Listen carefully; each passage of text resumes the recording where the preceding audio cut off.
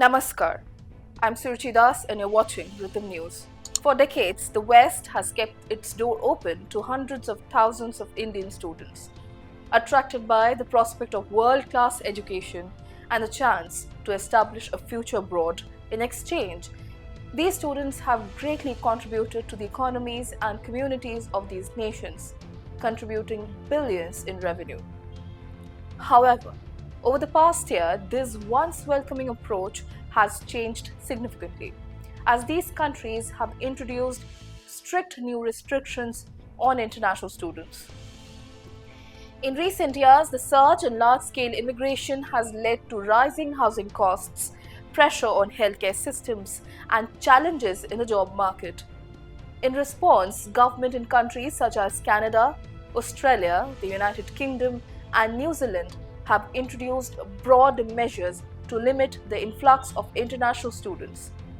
For instance, both the Australian and Canadian governments have announced plans to reduce the number of international students they will admit. The irony is that 20 years ago, Western nations like Canada and Australia sought to attract international students to address skilled technician shortages and boost their economies. In a more blatant example, India has produced numerous professionals, whether we talk about Google CEO Sundar Pichai or Lakshman Narasimhan of Starbucks.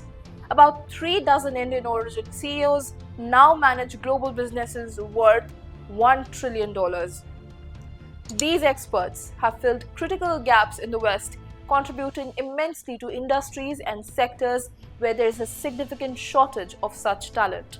Students from countries like India became vital to this strategy, contributing both talent and significant spending. By 2023, about 850,000 Indian students studied in America, Canada, the UK, and Australia. Canada reported that international students add over $16 billion to its economy, while Australia's higher education became its fourth largest export, driven by foreign talent. The shift in policy has left many Indian students feeling betrayed.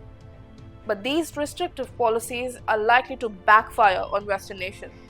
Also, crimes have significantly risen against overseas students, mainly due to racism and anguish of natives who are under the perception that they are losing opportunities to the immigrants. As per reports, in early 2024, Indian student visa applications to the UK, Canada, and Australia dropped by 20 to 30%, with top universities warning of significant financial and job losses. Meanwhile, countries like Taiwan, Israel, and South Korea are becoming popular alternatives, challenging Western dominance in international education. Western countries enticed millions of Indian students with false promises of a better future. After exploiting their talents and reaping the benefits for years, these nations are now slamming the door in their faces. The hypocrisy is glaring. Having used these students when convenient, they are now abandoning them, leaving the students stranded. But the fallout won't just affect the students.